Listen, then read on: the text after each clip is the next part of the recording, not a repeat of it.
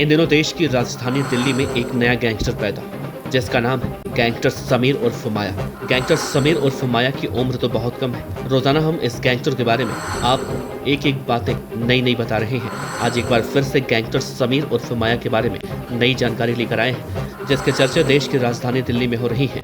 जो murder, snatching, वसूली और कहता है बच्चा मत समझ लेना, दिल्ली में जुर्म की राह में अब नाक में दम कर रहे हैं देश की राजधानी दिल्ली के ये नाबालिग गैंगस्टर। नमस्कार, आप देख रहे हैं BTF न्यूज।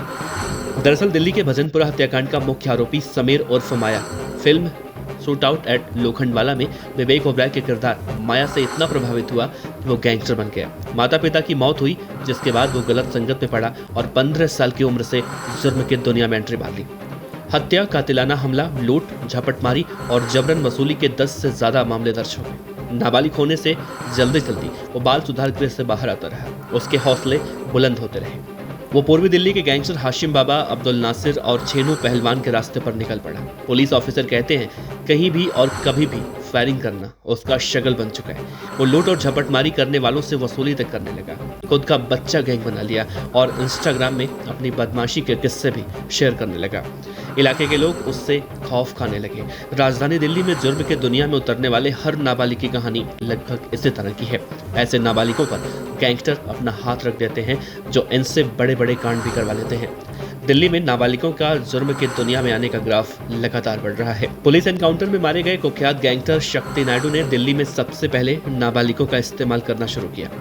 शक्ति और गैंगस्टर अब्दुल नासिर ने दिल्ली के तिहाड़ जेल में गैंगस्टर छेनू पहलवान की हत्या की साजिश रची। हाशिम बाबा का गुर्गा बन चुके गैंगस्टर शाहरुख को ये काम सौंपा गया था, क्योंकि कभी ये शक्ति के बच्चा गैंग का लीडर था। इसने अपने भाई समेत 5 नाबालिगों को तैयार किया और दिसंबर 2015 में पेशी पर आए छेनू पर कोर्ट रूम के भीतर ही गोलियां चलवा दी। छेनू तो सिर्फ जख्मी हुआ, लेकिन एक पुलिसकर्मी की उसमें मौत हो गई थी। गैंगस्टर्स नाबालिगों के जरिए जुर्म कराने को सेफ मानते हैं, लिहाजा छोटे मोटे जुर्म करने वाले और नशे के आदी लड़कों को बड़ी बड़ी गाड़ियों में सैर और होटलों में मौज मस्ती करवाकर अपराध की दुनिया के रंगीन सपने दिखाने लगे। इन्हें हत्या और जबरन वसूली के लिए फायरिंग का काम सौंपा जाने लगा। दिल्ली और हरियाणा के कई नाबालिगों ने पकड़े जाने पर पुलिस को बताया है वो सोशल मीडिया प्लेटफॉर्म पर गैंगस्टर्स को फॉलो कर रहे थे। इसी के जरिए गैंगस्टर्स के गुर्गों ने संपर्क किया, उन्हें हथियार दिए और टारगेट बताने पर फायरिंग कर दी। दिल्ली में नाबालिगों के संगीन अपराधों में शामिल होने की बढ़ोतरी का अंदाजा इसी बात से लगाया जा सकता है कि हत्या के मामलों में शामिल होने वाले गैंगस्टरों की तादाद लगातार बढ़ रही है। इस तरह लूट, रेप और हत्या के प्रयास जैसे गंभीर अपराधों में भी नाबालिग लगातार इन्वॉल्व पाए जा रहे हैं। लेकिन देखना अहम होगा कि समीर उर्फ गैंगस्टर माया की गिरफ्तारी आखिर दिल्ली पुलिस कब करती है, और माया गैंग की गिरफ्तारी के बाद क्या माया गैंग भी उस तरह से निस्तो नाबूद कर दी जाएगी जैसे गैंगस्टर शक्ति नायडू का यूपी पुलिस ने किया था। Team BTF news.